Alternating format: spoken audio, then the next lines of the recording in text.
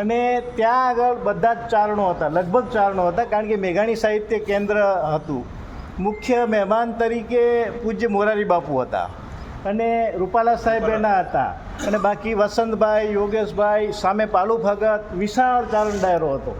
અને જે મણી બાપુએ જે વાત કરી, આજે જે ભણાભાઈઓ પાછળથી આવ્યા છે, આ વડીલનો આપણને મા સોનલના કૃપાથી એક સહયોગ મળ્યો છે. તો એમની પાસે ઘણી મૂડી છે, પૈસા તો આપણે બધા કમાઈ લેશું, ચારણો પાસે ઘણા બધા રસ્તાઓ છે.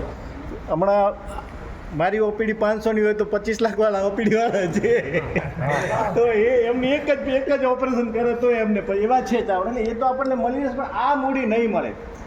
અને આ મૂડીની શું કામ જરૂરિયાત છે એ તુલસીનો એક દુહો કહીને પછી પહેલી વાત કરું. એટલે પહેલાં આપણે રામાયણને યાદ કરીએ કે તુલસી એવું કહે છે કે તુલસી સાથી વિપત કે, જ્યારે તમારા જીવનમાં વિપત આવે તો એના સાથી સાથ, એના સાથી છે, સાથ એના નિવારણ આપે છે. અને આજે તમે જોવા જઈએ તો સમય એવો છે કે ડગલે ડગલે વિપત છે. તમે જાગો એટલે પગ ક્યાં મૂકશો, બાથરૂમમાં જાશો તો કેવી ફેસિલિટી આવશે, પછી એમાં ક્યાં ખૂટે છે કુટુંબનો વ્યવહાર, ડગલે ડગલે વિપત છે. જે તમે નિજાનંદમાં રહેતા હતા એ આપણે બહુ દૂર મૂકી આવ્યા છીએ.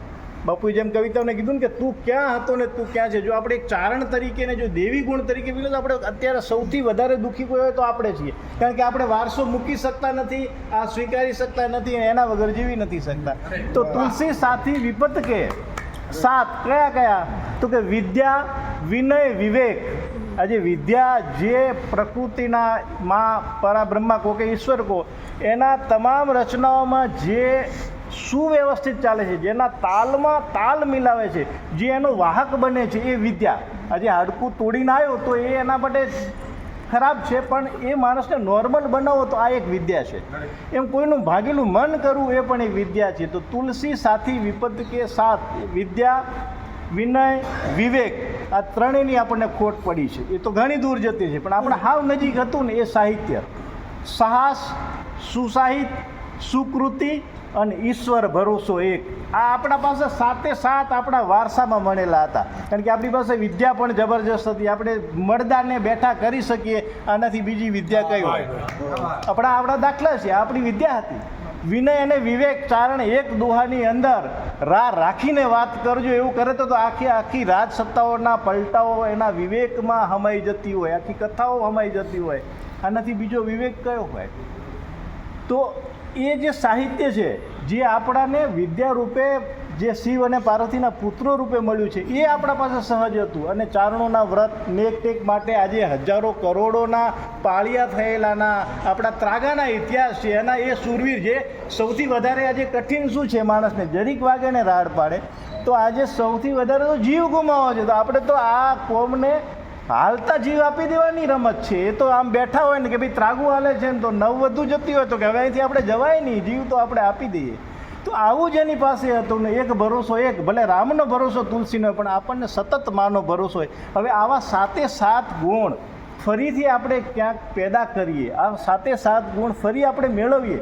અત્યારે આપણી ઓળખ શું થઈ ગઈ છે? હમણાં બાપુએ કીધું કે એક પેલા ફંક્શન હતું, એમાં બેન આવીને એવું કહે છે કે ભાઈ મીર ને ભાટ ને ચારણ ને આપણે બધા એક, કારણ કે ચારણનો પ્રોગ્રામ હતો. તમે શું કહી શકો? કાં તો એણે એવું ક્યાંક જોયું છે, કાં તો એવા લોકોને એણે અનુભવ્યા છે, અને કાં તો એને ખબર નથી કે ચારણો શું છે. એટલે હવે અત્યારે આપણી ઓળખ જે સ્ટેજ ઉપરની થઈ ગઈ છે એ આપણે નથી. ખરેખર બે વિભાગ પાડવાની જરૂર છે કે જે કોઈ આધ્યાત્મિક જગતના પંથે જાય છે ને જગત પૂજ્ય બને છે, એ માં હોય કે કોઈ અન્ય રૂપમાં હોય, અને જે સ્ટેજનો કલાકાર બની જાય છે તો એ દીક્ષા સમારાહ લે કે ભાઈ આજથી હું કલાકાર. એટલે કલાકાર એટલે એ અલગ, એના ક્રાઇટેરિયા અલગ. ભાઈ આ માણસ, એને આખી નાતનો જ્યારે સિક્કો લાગે છે ને ત્યારે આપણે બધાને બહુ ઘા લાગે છે, કારણ કે આપણે નાતનો. આજે હું છું, આજે હું કોઈ માણસનું ખોટું ઓપરેશન કરી દઉં અને ખ્યાતિ હોસ્પિટલ જેવો થાય તો શું એ ચારણ સમાજ કલંકિત છે? ના, એ ડૉક્ટર ખડિયા કલંકિત છે, કારણ કે એ એના કર્મો છે. તમે એને કેમ કલંકિત કરી શકો? એટલે આ 7 ગુણો આપણે વિસાર્યા છે. આ 7 ગુણો જે ડગલે ને ડગલે વિપતના સાથી તુલસીને લાગ્યા છે, અત્યારે આપણે પાયાની જરૂરિયાત છે. હવે એ 7 ગુણો આપણા સમાજમાં, આપણા ઘરમાં, આપણા કુટુંબમાં, આપણા વડીલોમાં, આવા ડાયરામાં સહજે પેદા થાય. આજે અનરભાઈ કે હેમ કવિ